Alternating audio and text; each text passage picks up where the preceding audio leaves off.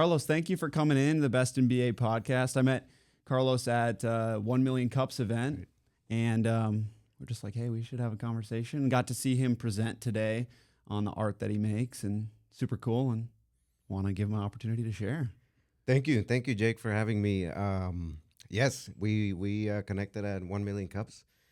You told me a little bit about what you do, and I watch a lot of podcasts. I've never been in one, so this is my first time being in a podcast. Yeah, well, I mean, I think there's so much in so many layers to your story that you weren't able to get to today in like a short period of time. So I'm excited for you to be able to peel back some of those layers that aren't just business. Obviously, we'll talk about the art and the business, but I know, and tell me if this is true, what I've seen in artists is a lot of almost, I don't want to say you despise the business side of it, but it's almost it's a necessary evil at times where you love the art and you love what you do so much when you're talking about having to keep inventory and bookkeeping and accounting. And is that something that you feel as it kind of came from a hobby to getting into? Yes. In fact, that was one of my biggest fears is the business part of doing art. Historically, artists have always hated the business aspect of it. Going back to the times of guilds, and I think that's one area where artists enjoy the least is the numbers. It's the business. We just want to make art. But obviously in art doesn't pay for itself, and so business is an important part of it. So yeah, I see that in two of my cousins make pottery, and I would say that they're upper percentile skill wise early on in their careers, even in high school, winning awards for their pottery. And a lot of what you like to do, it sounds like using everything's natural. And I don't want to steal your thunder here, but just everything's natural. Everything is from the earth, returns to the earth, sort of. They loved doing a lot of clay work with clay that they would find, say, I'm from Minnesota, so from like Lake Superior, they'd find clay, and then they'd use like driftwood as parts of their pieces, and they would use like certain stones and stuff like that. And that was something that stood out to me about your art. Yes, I enjoy working with natural organic environments. I enjoy working with natural organic materials. It's important because it keeps us grounded in the environment. It goes back to when I was a kid. I would walk through the forest and find all these materials that I would think about making jewelry with. And so, sorry, I blanked. No, that's great. I would love to peel back a little bit and go back to, because you grew up in Puerto Rico. I did, yes. And I would say that the honest truth is most Americans' experiences of Puerto Rico are the resort side of Puerto Rico or vacationing in Puerto Rico. Correct. And I went with some family to Puerto Rico, and the area we were staying in, very nice sort of resort style place. Yeah. But then we went into, I don't know exactly where it was, but it was like up in the mountains, and we saw a woman who makes chocolate. And we got to see, but starch contrast between the wealth gap, I guess, in Puerto Rico. And I want to hear it from you, but at least from an outside perspective, that was a huge thing I observed driving from there to like how a lot of these houses were and how people were living. You're right. The story of Puerto Rico, including its history, including its current situation, is very complicated. I always tell people, if you're going to go to Puerto Rico, go to the fancy touristy areas. Yes, that's great. But also go to the real Puerto Rico.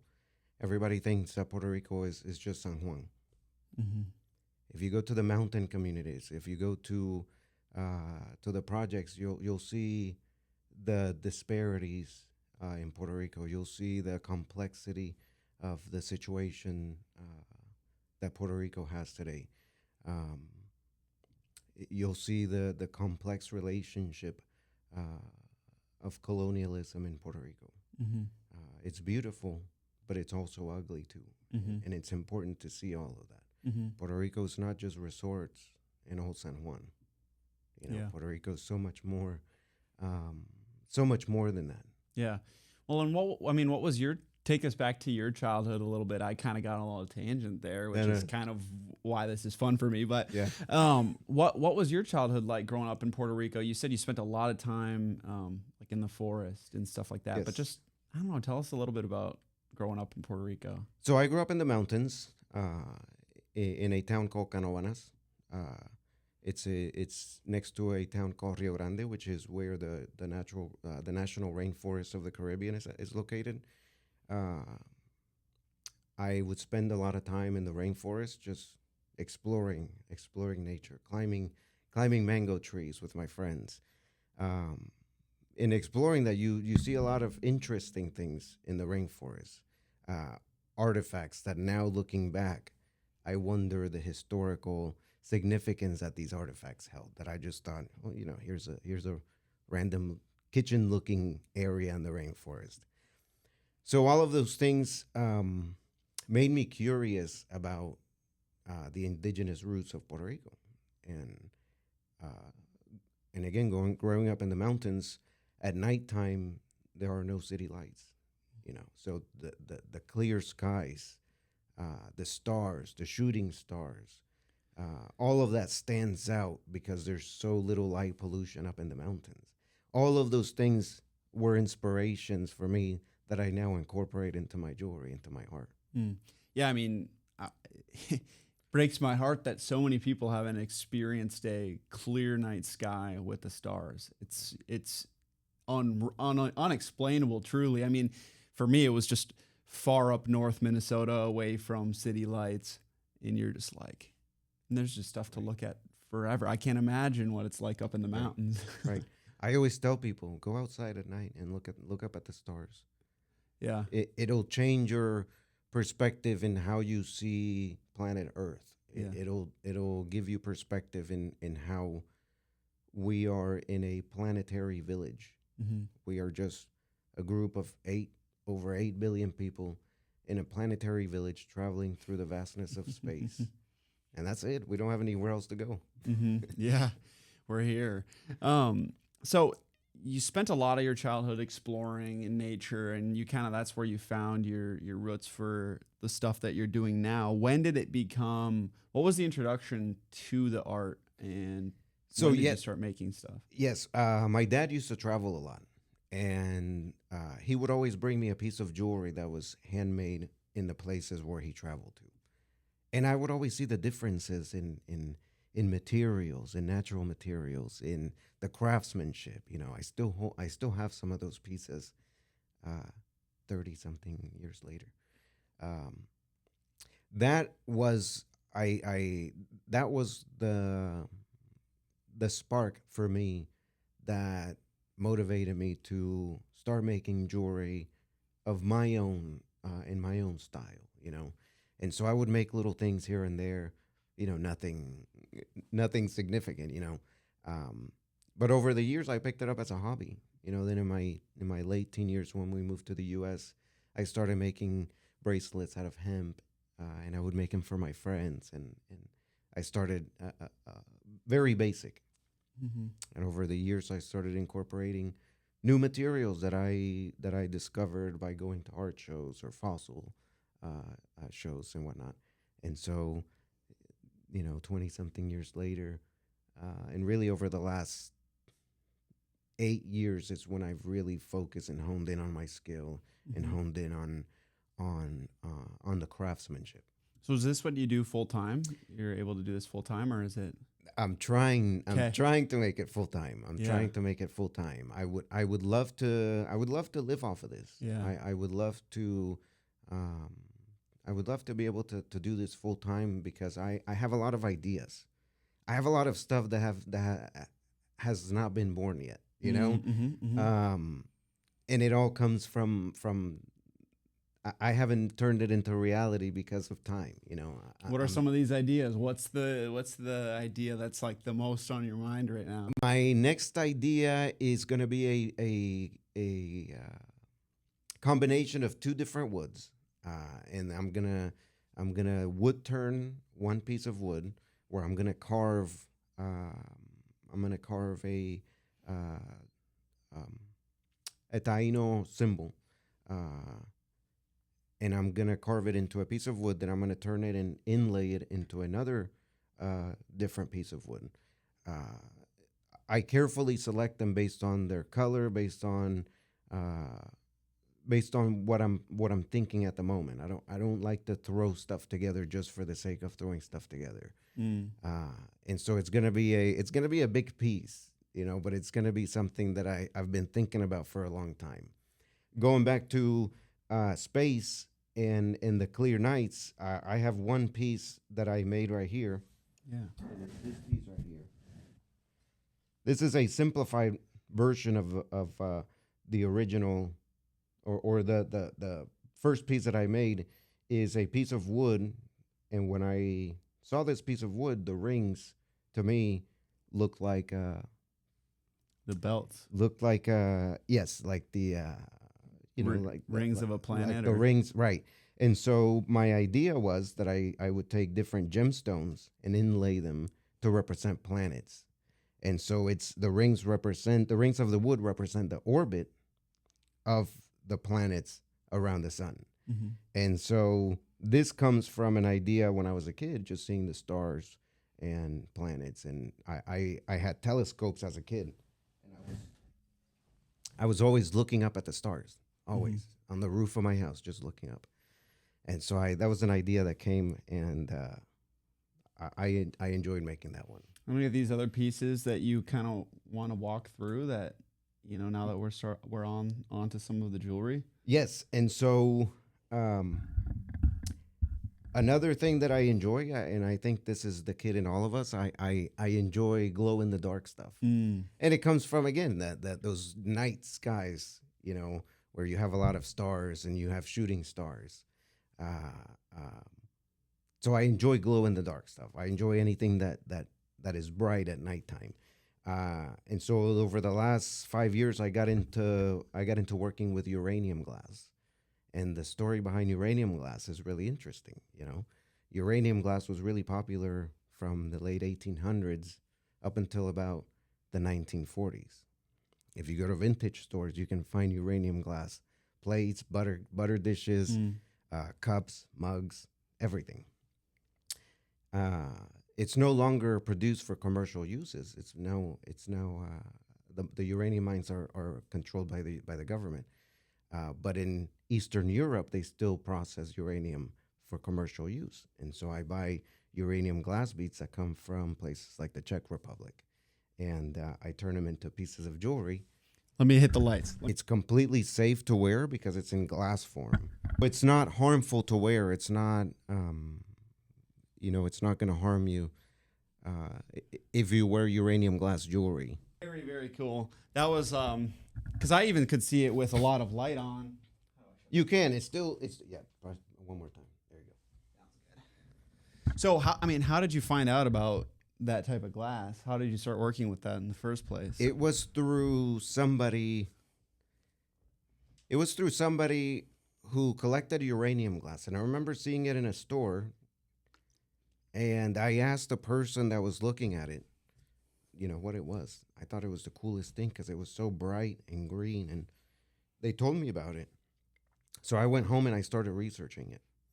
Mm-hmm. And I bought some pieces of some plates, and I started learning that they still make beads out of it. Not in the United States, but they still process them into beads. Mm-hmm. So I took this plate and I shattered it. I took a hammer to it, obviously wearing gloves, because now you're exposing uranium, because now you're breaking the glass.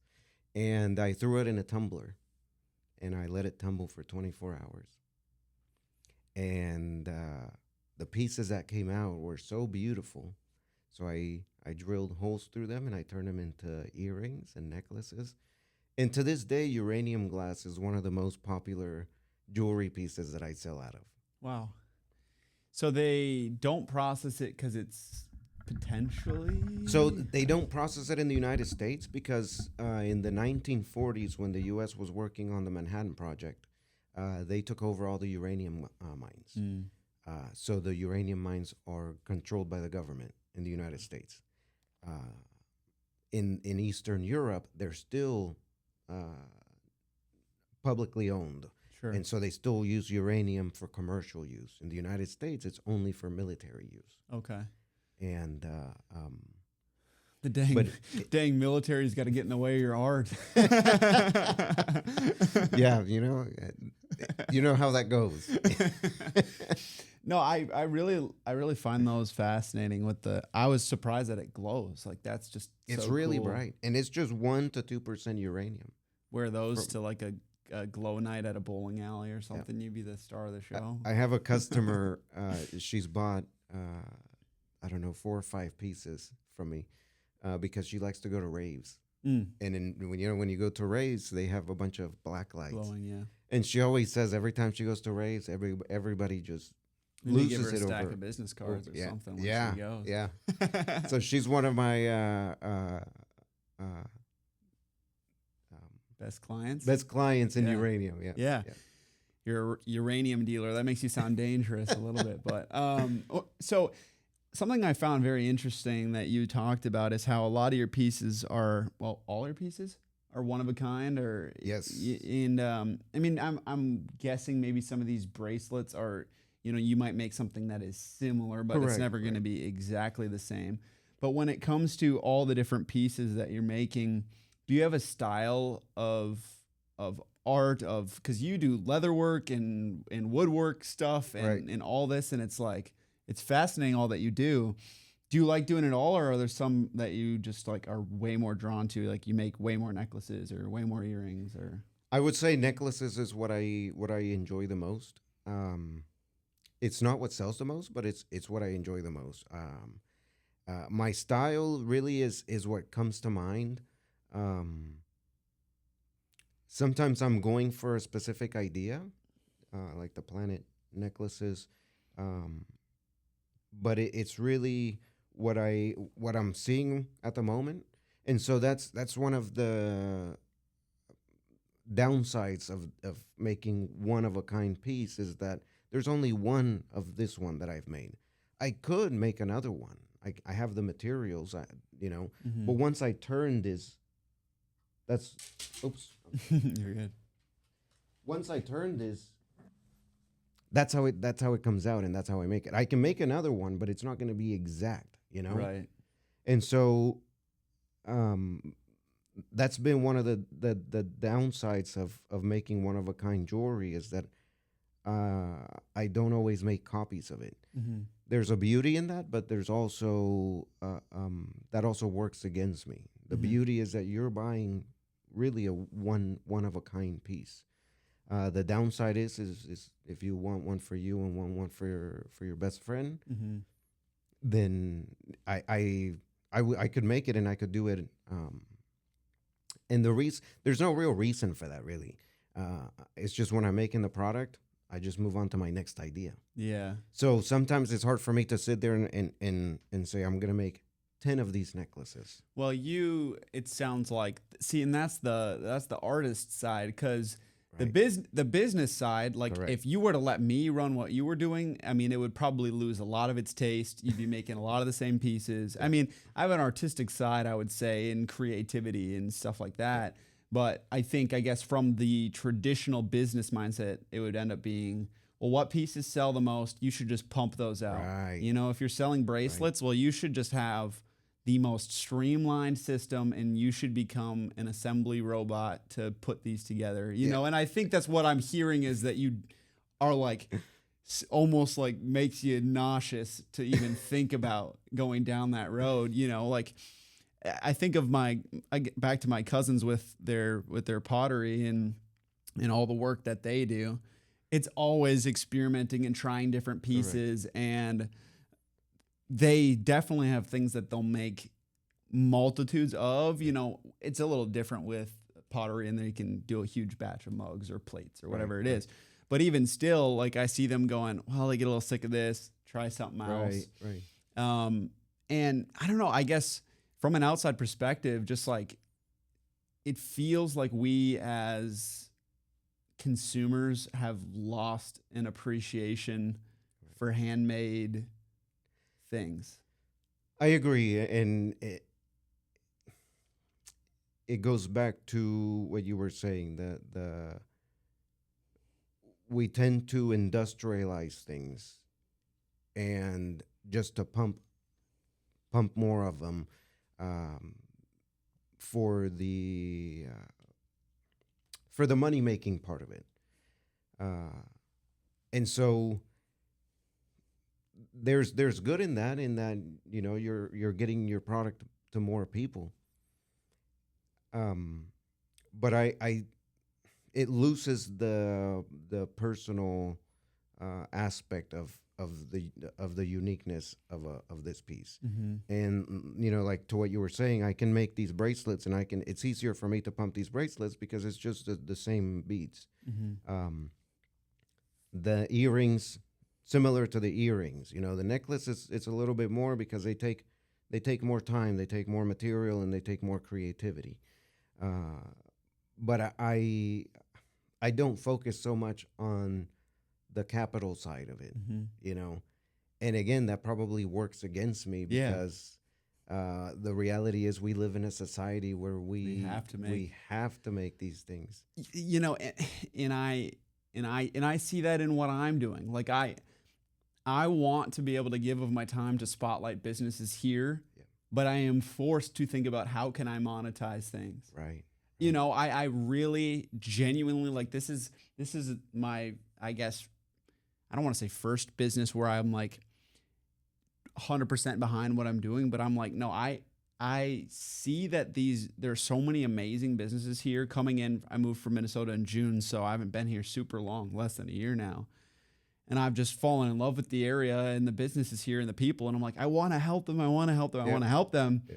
But then, it's also like, you should charge for this. You should charge for that. You should, and it's hard. It really is, because you want to think about the creative, and then there's almost that like annoying part that has to be kind of going, well, I do have to think about the bottom line. I do have to think about inventory costs. You were talking about tariffs earlier. Yep. You were talking about shipping costs, and those are things where as an artist or as just someone who cares about the business they're doing, you just racking your head like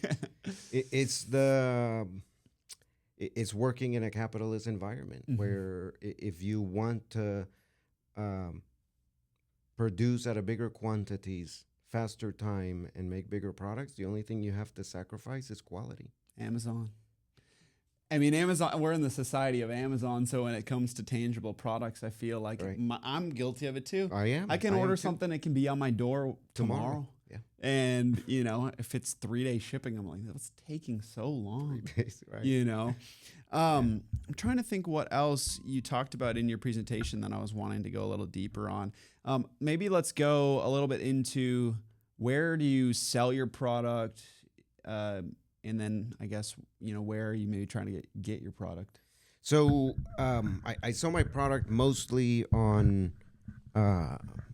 mostly in local markets. You'll find me at the First Friday Art Crawl. I do those as often as they have them. So it's usually the first Friday of every month. That's in Tulsa? In Tulsa, in Guthrie Green in Tulsa. I do the Black Moth Art Market every year. That's a huge event. I do really well in that event. I do the second Saturday. I do the second Saturday here in downtown Broken Arrow during the farmers market, and I do that through Arts at 302. I do. Let's see. I do the Dia de los Muertos, and that one is in Living Arts in Tulsa, in downtown Tulsa.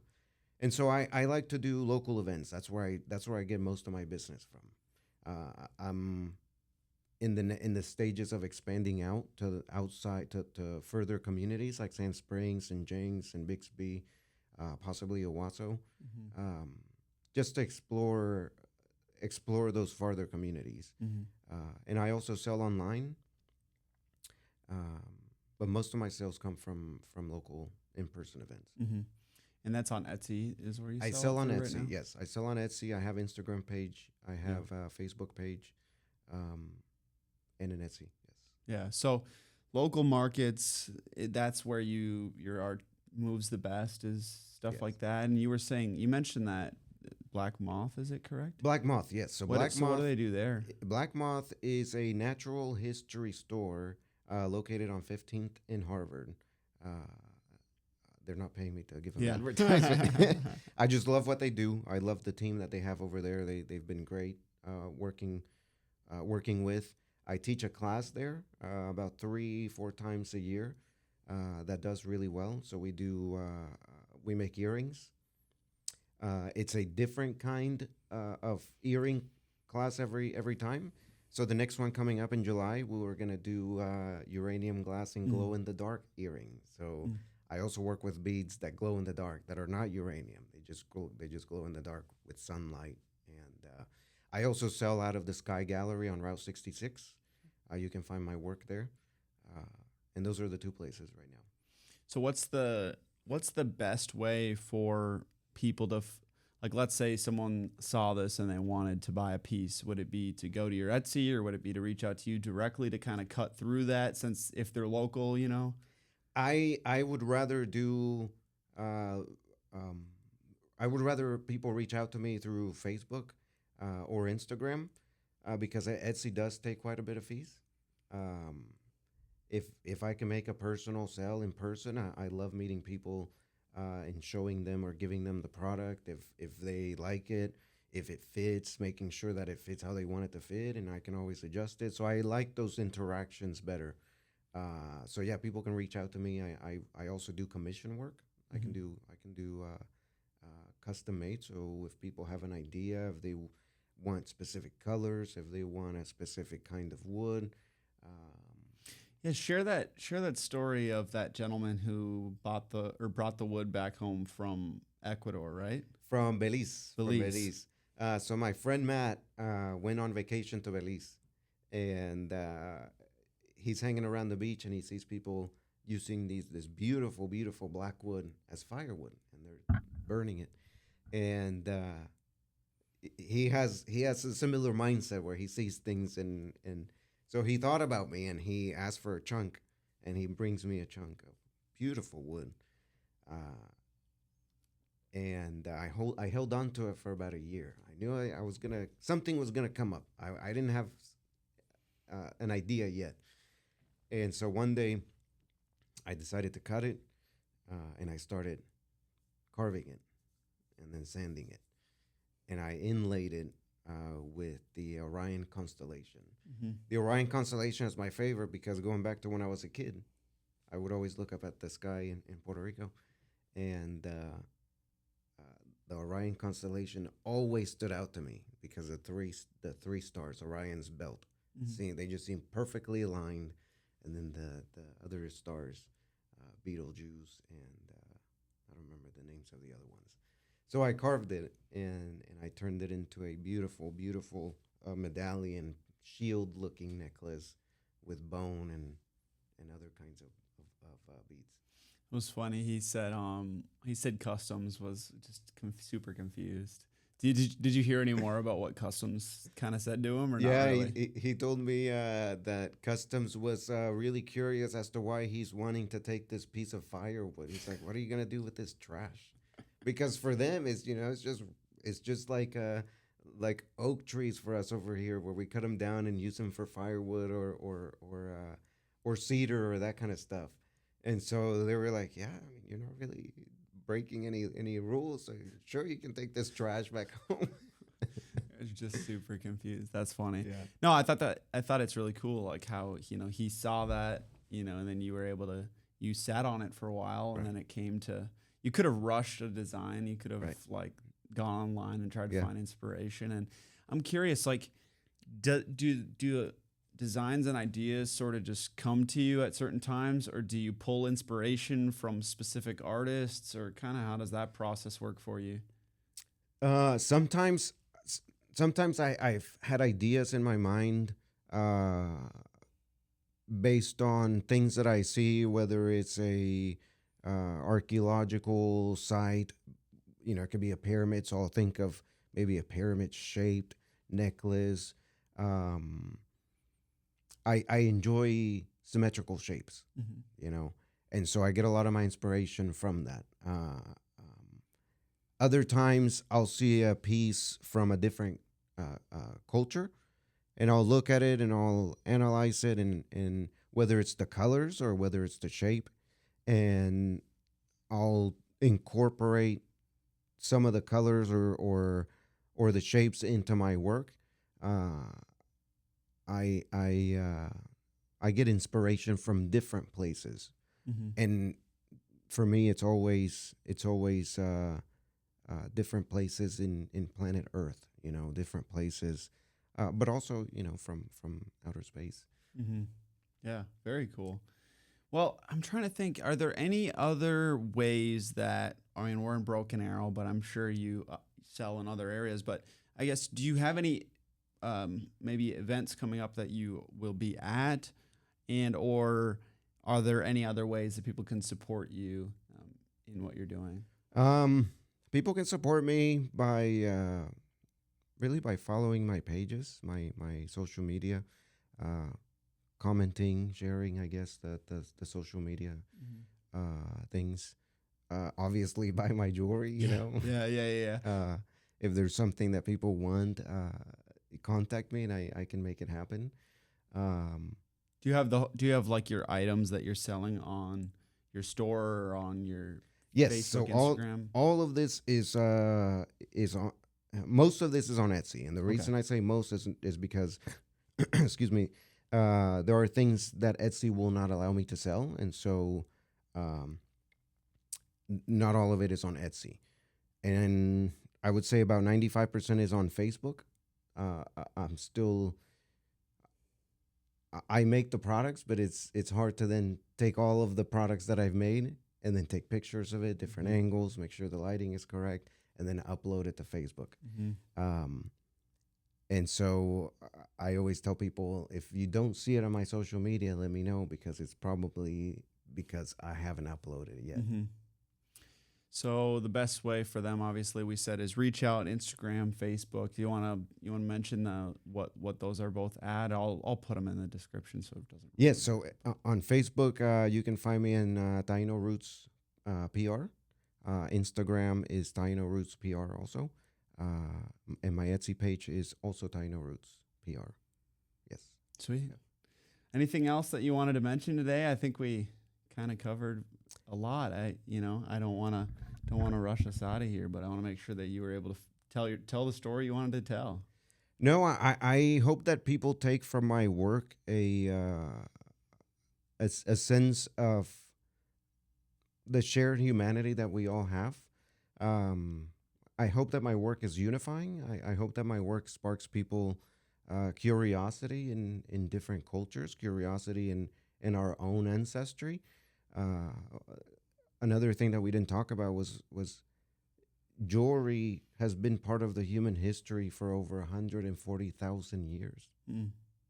Imagine 140,000 years ago, somebody sitting, after a hunt or after a migration or after some kind of event, and they're holding something, and they put a string through it and they put it on.